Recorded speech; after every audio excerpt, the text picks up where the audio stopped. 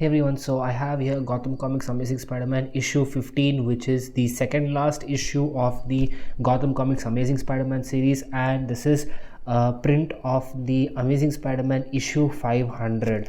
I particularly love the artwork of the series because it's done by John Romita, and I love his artwork of Spider-Man. In fact, that whole series of, I think from the last 475 to 500 was just so amazing.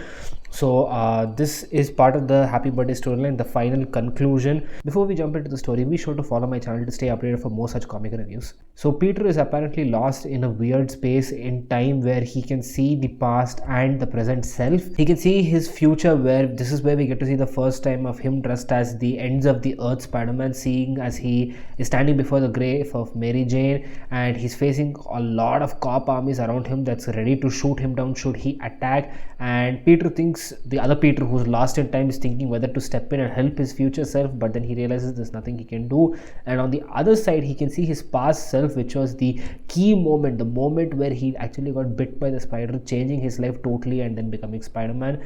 And he was thinking, should he stop that? He could just throw a web at the spider, preventing it from biting him, then he would never have to become Spider-Man and he would never have to lose Uncle Ben. But then he remembered what would happen if he did stop that. What about all the other countless lives that he had saved as Spider-Man? What would happen to them if he does not become Spider-Man? And it nearly breaks him to not intervene at all, knowing that he would never get to see Uncle Ben again. After that, he hears the voice of Doctor Strange, who tells him that he is lost somewhere in time, and the only way to get out of it is to go through every of those key moments and come back to the present.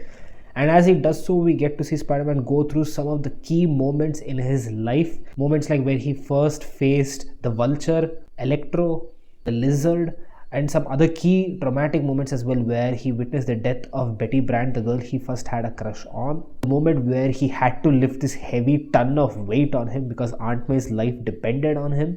And the moment where he couldn't save Gwen Stacy as she fell off the bridge.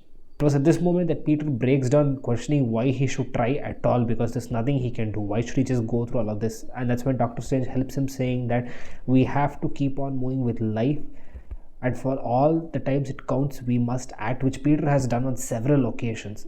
Peter gets up and fights again, going through all the other key moments in his life so far. We have this fantastic page of the artwork showing Spider-Man with all the key moments of the different villains, the different important turning points of his character, until finally he comes back to the present and warns the whole team about what they're going to do. And if they do that, then Dormammu will return, and the team was successful in stopping that event.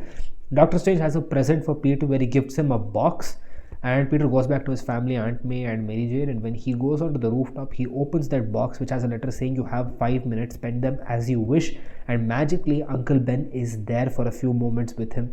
And as Peter and Uncle Ben have a heartfelt moment where they talk to each other, and Peter just tells him how much he's missed him, Uncle Ben at the end of the day asks him, are you happy with your life?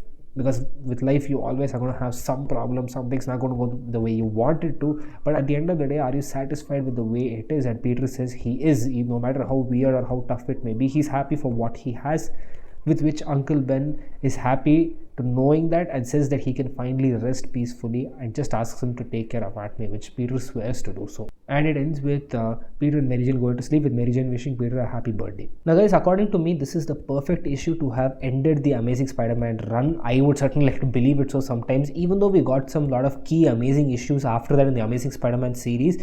But this ended it perfectly well. There was just one epilogue issue after this where Aunt May is visiting the grave of Peter's parents, and Uncle Ben talks about their life after even she has learned that Peter is Spider-Man. But they're still happy. They're finding their own rhythm and own pace, and they should have left it with that, I feel. I mean, especially after reading today's current line of Amazing Spider-Man issues, I think they seriously should have ended it back then, which would have been perfectly well.